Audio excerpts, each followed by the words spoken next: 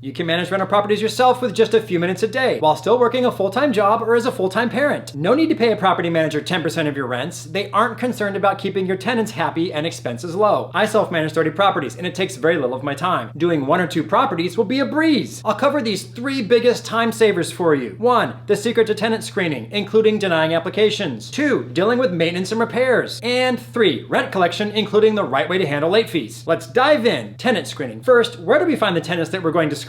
Well, there are numerous ways to list properties, but I suggest these 2 simple methods: Facebook Marketplace and Zillow. Both are free at the moment. Zillow has a premium listing option for $29.99 for 90 days. One thing I love about listing on these 2 platforms is they are not phone-based. Inquiries come on an app and or by email. You can keep your conversations text-based and not waste time talking with applicants until they're pre-qualified. Now that we have our property advertised, let's screen applicants. This is the part of property management that will either make you or break you. You will either have problem tenants that bleed you dry or have happy tenants that pay on time and stay for years, so listen up. Tenant screening is about reducing the risk of problems. You do this with rental criteria. Certain types of criteria identified in the Fair Housing Act are illegal to use. Knowing those will keep you out of legal trouble. Here they are. You cannot discriminate based on race, color, religion, sex to include gender identity and sexual orientation, nationality, disability, and familial status. What are you allowed to use as criteria to find a good or low-risk tenant? You can use information like how much their income is, information given from prior landlords or property managers about their on-time payment history and whether or not they honored the lease, info from credit, bankruptcy, and eviction reports, and in most states, the existence of felonies. Here's a recommendation of rental criteria you could use on your properties that would be legal in most states. Check with a real estate lawyer on these before you do this for real. Verified income of at least 3 times the rent. At least 6 months at a current job. A good rental reference. Credit score of at least 600. The next one is the last one, so you can pause for a screenshot. No evictions, felonies, or open bankruptcies. Depending on your area, you may want a higher credit score, but I would not go lower. While most of these are self-explanatory, let me talk briefly about a prior rental reference. I think it's smart to avoid first-time renters. This means you're saying no to most people just moving out of their parents' homes, and even people in college or just getting out of college. I found that one of the best indicators of success with tenants is that they've already done it successfully with somebody else. Don't feel bad about turning down first-time renters. There are plenty of apartment complexes and landlords that specialize in that. Now that you have these rental criteria, you can use them to pre-screen those that contact you on Facebook Marketplace and Zillow. I'm going to share a process for this that saves the most time and energy, assuming you're a busy person. I recommend not showing a property to someone until they've filled out an application. The application is free, so you aren't wasting their money, and you're not running a credit or background check until they viewed the property. Some will complain that they want to see the property before filling out an application, but too many people lie about meeting the qualifications, and taking the time to show them the property is just a massive waste of time, so be sure they qualify before showing the property. You'll get a lot of inquiries for your property on Zillow and Facebook. Most of them are not qualified. Here's how to weed through those and get to the right one. I recommend cutting and pasting the same initial message to everyone that responds. Give them basic info about the property, 3-bedroom, 2-bath in this neighborhood, list your criteria, and then ask them where they work and how much they make every month. More than 90% won't even answer because they'll realize they don't qualify. Many will yank you around by saying they want to see the property first, so they don't like giving this info out, or they want to talk on the phone and explain their life story and why they're a special snowflake and you should give them an exception. Be polite, but insist on texting instead of phone and getting the answer about how much money they make. If they don't make enough, they don't qualify. No need to waste your time or theirs. If they don't have a traditional salaried or hourly job with a pay stub, let them know they can show self-employed tax returns to prove income. If they get rude or argumentative, then stop responding and move on. If they say they make enough, then confirm by asking if they meet the rest of the qualifications as well. Ask them specifically to estimate what their credit score is and get a numeric answer from them. If they claim they fully qualify, then ask them to fill out a free application, and then you can arrange a time for them to view the property. Some will refuse to fill out an application before seeing the property. That's fine. Tell them it's your process and it's up to them. Don't waste time on people who argue or get rude. Just move on. Once you have filled out applications, your job is simple. You need to make sure they weren't lying about meeting your rental criteria. Do people lie on applications? Hell yes, they do. Here are 3 main things you need to do to make sure they qualify. 1, you will contact their employer to verify income. You will also have copies of pay stubs and copies of checking account statements that show they were making rent payments and show deposits from their job. 2, you talk to prior landlords or property owners, or in some cases, email them to get a good reference. And 3, you will run credit and background checks. Don't take a credit or background check that someone provides you. They are often doctored. Some will say they already paid Zillow to do a credit check. I don't accept these. If these 3 things check out, this will make a good tenant. What if you end up with 2 or 3 qualified tenants? Well, that's a good problem to have. Your rule for choosing a tenant should be the property goes to the first qualified applicant based on your rental criteria. If you stick with this rule and you have legal rental criteria, you'll stay out of trouble. Now for denying applications. Most applicants will not meet your rental criteria. You need to deny applications the correct and legal way. This method works in most states, but you need to run this process and your rental criteria by a real estate attorney in your city to make sure you're legit. You need to let applicants know either by mail or electronically by email that you are not selecting their application and tell them why. Typically, this would be because they did not meet one of your rental criteria, but it could also be because they didn't complete the application or they gave false information, which means they lied. An example of what you might say is, we are unable to move forward with your application because you did not meet the income requirement, or because applicants with evictions do not qualify. If a credit score was ran, you need to provide information about their consumer rights under the Fair Credit Reporting Act. I use www.rentprep.com for credit and background checks, and this is taken care of automatically. That's number one, tenant screening. The next most important thing to get right in self-managing real estate is number two, how you handle maintenance and repair issues. The trick to this is setting up expectations from the beginning and then sticking with them. Tenants will test you, much like children test their parents to see if you're a pushover. Explain before they sign the lease how repairs will work. You will fix things promptly that break or wear out. But if something is broken because of misuse, then they will be responsible for paying the repair. Give an example. Here's one. If they call because the garbage disposal stopped working and the plumber finds out they put pistachio nut shells and a few children's toys into the garbage disposal, I don't make this stuff up, that's the tenant's responsibility. They pay that bill. Conversely, if the garbage disposal is broken because it's worn out and old, that is yours, the landlord's responsibility. Here's a great hack for communicating with tenants and contractors about maintenance issues. Encourage your tenants to use texting only. If they call, don't answer, but then text them back and ask them what they need. When they text you to say, for example, the AC isn't working, put them in a group text with yourself and your AC guy. AC guy will coordinate with the tenant by text and get it taken care of. You will monitor the group chat that you started until it gets done. Then you pay your AC guy immediately and have him email or text the receipt. You can also use a bank bill pay option to send electronic checks for free. If the tenant's maintenance request seems a little iffy, have them text pictures and or video. You or the handyman may be able to walk your tenant through solving the problem without going over. This is common. Sometimes people just have their thermostat on the wrong settings or just need to flip a circuit breaker. Boom, you just saved $100. Pictures also help contractors bring the right equipment on their initial visit, which also saves time and money. It's smart to get your contractors and handyman used to doing everything by text and taking pictures of the work both before and after. In exchange for this, you typically pay them immediately, which in turn they like a lot. All of a sudden, they respond to your requests quickly. Now on to self-management tip number three, rent payments and late fees. I'm gonna make an important recommendation. Highly encourage your tenants to pay you electronically, ideally on autopay. I use a software called Tenant to manage my properties, and it allows them to pay automatically for free by ACH transfer, which is a bank transfer. Sometimes they can set up automatic payments from their own checking account. They can also use Zelle or a bill pay feature, which is usually free. Discourage cash payments. It's a hassle. You have to go in person to get it, and then you have to deposit it. You could be beat up while carrying the cash. There isn't a paper trail. Just don't do it. I don't like money orders because if they get lost in the mail, it's typically a month or two to get it replaced. Collecting rent isn't that tricky, but getting people to consistently pay on time can be. With good rental criteria, you'll weed out most problem tenants, but you'll still get tenants that want to see who they have to pay on time each month and who can wait. Don't be the one who's willing to wait. Payments just get later and later each month. Let me teach you how to combat this. You need a process, and when you stick to this process, people realize paying rent late isn't going to be an option and they stop doing it. You need to do these two things. One, the lease says, and you verbally tell them before signing the lease, that late payments are almost never waived, even for family emergencies, loss of job, or unexpected events. Two, be specific about which day the late fee is charged, maybe on the 5th day of the month, and stick to this. Sometimes state law dictates a grace period. When people inevitably tell you they'll be a few days late this month, just remind them which day the late fee is charged and how much it'll be. When they give you the reason they'll be late, sympathize, but politely remind them again which day the late fee will be charged. This works better than any approach I've seen. Armed with what you've learned today, you can manage your own rental properties, spending minutes a week on it. Do you want to learn more about being a great landlord and making money in real estate? Watch another one of my videos recommended here. Do I seem like a fairly smart guy? Then subscribe already. Rich on Money, signing off.